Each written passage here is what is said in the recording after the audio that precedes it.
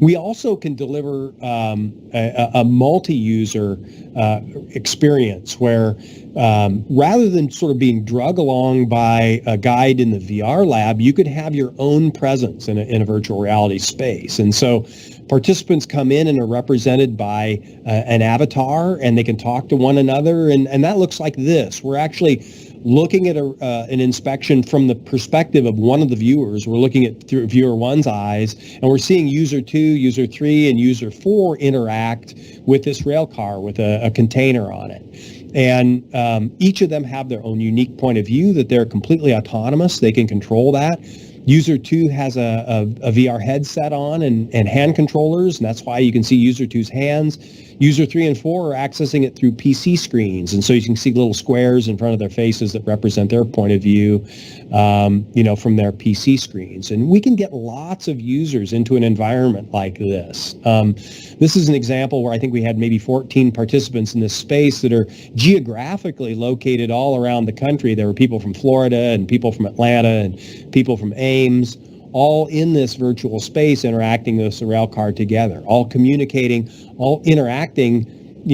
It is remarkable when you enter these spaces how it's so similar to being physically present. However, you're really just virtually present, interacting with one another. And again, measuring tools, snapping to view tools, dropping points of interest tools, things like that can really facilitate interacting with 3D data.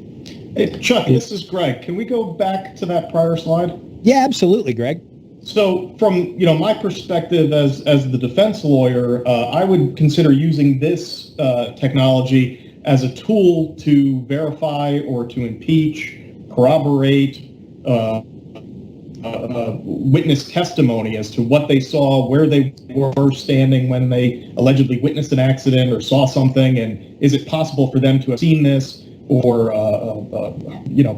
some other means, at the discovery stage of the litigation. Absolutely. It's a great thing for evaluating points of view because you can move around the screen or the scene freely.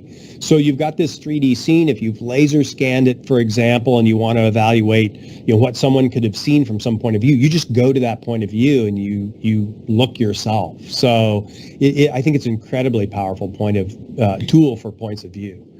And I would add one more thing. Federal agencies like the NTSB are often using these scanning tools that you've been seeing here for the last few minutes on scene, contemporary to their arrival. So there's a possibility now of having an entire team meeting virtually at the accident site as it was when the NTSB arrived, which obviously gives you quite a bit more insight as you're working through what might have happened than you ever could have had before.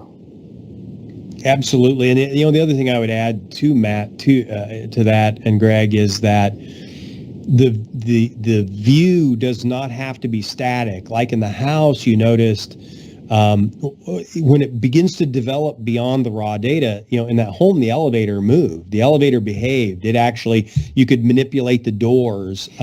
We do that same sort of thing in vehicle accident scenarios where maybe we want to put you in the driver's seat of the vehicle and go through the accident sequence with your ability to look anywhere you want to look, or in an aviation accident, follow through an accident sequence from the pilot's seat and be able to examine, maybe we don't know where that person was looking, but we can evaluate maybe where they should have been looking because we can sync up lots of information like radio transmissions and other events that might be going on during the course of the accident sequence. So all that data, all that information that forms the foundation for an animation can be examined in a live fashion within